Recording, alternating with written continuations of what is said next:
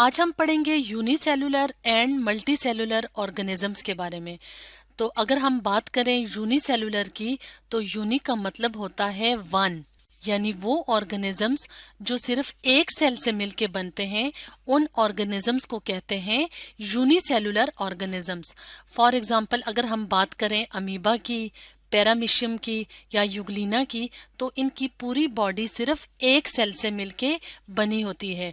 तो इस तरह के ऑर्गेनिजम्स को यूनिसेलुलर ऑर्गेनिजम्स कहा जाता है। अब अगर हम बात करें मल्टी सेलुलर ऑर्गेनिजम्स की, तो मल्टी का मतलब होता है मैनी, यानी ऐसे ऑर्गेनिजम्स जिनकी बॉडी काफी ज्यादा सेल से मिलके बनी होती है, उन ऑर्गेनिजम्स को मल्टी सेलुलर ऑर्गेनिजम्स कहा जाता है। अब मल्टी सेलुलर ऑर्गेनिजम्स में कौन कौन से ऑर्गेनिजम्स शामिल हैं? फॉर एग्जांपल ह्यूमंस हैं, प्लांट्स हैं, एनिमल्स वगैरह हैं। अगर हम यहाँ पे देखें तो यहाँ पे एक ह्यूमन बीइंग की पिक्चर शो की हुई है। तो ह्यूमन बीइंग्स क्या है? Multi cellular organisms. तो क्योंकि यूनिसेलुलर ऑर्गेनिजम्स की बॉडी सिर्फ एक सेल से मिलके बनी होती है, इसलिए ये एक सेल सारे फंक्शंस परफॉर्म कर सकता है। फॉर एग्जाम्पल अगर हम बात करें अमीबा की, तो अगर हम अमीबा के सेल को देखें तो इसमें हमें मुख्तलिफ स्ट्रक्चर्स नज़र आ रहे हैं, और ये मुख्तलिफ स्ट्रक्चर्स मुख्तलिफ किस्म के फंक्शंस परफॉर्म करते हैं। मिसाल के तौर पे अगर हम फूड वैक्यूल्स की बात करें, तो ये हमें काफ़ी ज़्यादा फूड वैक्यूल्स नज़र आ रहे हैं अमीबा के सेल में। तो फूड वैक्यूल्स का क्या काम है? फूड वैक्यूल, अमीबा जो फूड हासिल करता है यानी जो खुराक खाता है, तो फूड वैक्यूल्स के अंदर उसका ब्रेक डाउन होता है, उसकी तोड़ फोड़ होती है, और उसकी तोड़ फोड़ से जो एनर्जी मिलती है वो अमीबा अपने मुख्तलिफ काम के लिए इस्तेमाल करता है। इसके अलावा अगर हम बात करें साइटोप्लाज्म की, तो साइटोप्लाज्म अमीबा के सेल का फ्लूइड पार्ट है। और अगर हम सेल मेम्ब्रेन की बात करें तो ये आउटर मोस्ट कवरिंग है जो सबसे बाहर मौजूद होती है।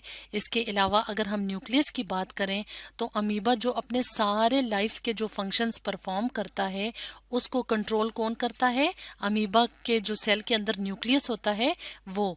इसी तरह अगर हम इस स्ट्रक्चर की बात करें, तो इसे कहते हैं सूडोपोडिया, और इसका क्या काम है? इसकी मदद से अमीबा मूव करता है। तो इस तरह यूनिसेलुलर ऑर्गेनिजम्स के अंदर क्योंकि एक ही सेल होता है, तो इसी सेल के अंदर जो मुख्तलिफ स्ट्रक्चर्स होते हैं वो मुख्तलिफ फंक्शंस परफॉर्म करते हैं। और अगर हम बात करें कॉन्ट्रैक्टाइल वैक्यूल की, कि कॉन्ट्रैक्टाइल वैक्यूल क्या करता है, तो इसका काम होता है पानी को पंप करना। तो ये तो थी एक यूनिसेलुलर ऑर्गेनिज्म की एग्जांपल के किस तरह यूनिसेलुलर ऑर्गेनिज्म की जो सिंपल सी बॉडी होती है उसमें मुख्तलिफ स्ट्रक्चर्स, मुख्तलिफ फंक्शंस परफॉर्म करते हैं। अब अगर हम बात करें मल्टी सेलुलर ऑर्गेनिजम्स की, फॉर एग्जांपल हम बात करें अगर ह्यूमन बीइंग्स की, तो मल्टी सेलुलर ऑर्गेनिजम्स वो ऑर्गेनिजम्स होते हैं जिनकी बॉडी काफ़ी ज़्यादा सेल से मिलके बनी होती है, और हर सेल के अपने अपने डिफरेंट फंक्शन होते हैं। फॉर एग्जाम्पल अगर हम बात करें स्किन की, यानी जो आउटर मोस्ट कवरिंग होती है, जिल्द जिसे कहते हैं, तो ये स्किन सेल से मिलके बनी होती है। तो अगर हम एक स्किन सेल को देखें तो ये हमें इस तरह के नजर आते हैं। तो पूरी जो स्किन होती है वो इस तरह के काफी ज्यादा सेल से मिलके बनी होती है। इसी तरह हम एक और टाइप के सेल्स की बात करते हैं जो कि ब्रेन यानी दिमाग में मौजूद होते हैं, उनको कहते हैं नर्व सेल्स। तो नर्व सेल इस तरह के हमें नजर आते हैं। अब ये भी सेल्स हैं लेकिन ये मुख्तलिफ किस्म का फंक्शन परफॉर्म करते हैं। अब अगर हम बात करें स्किन के नीचे जो गोश्त मौजूद होता है, तो वो खास किस्म के सेल से मिलके बनता है जिसको कहते हैं मसल सेल्स। और मसल सेल्स हमें दिखने में कैसे नजर आते हैं? हमें फाइबर्स यानी इस तरह के लंबे लंबे धागों की तरह नजर आते हैं।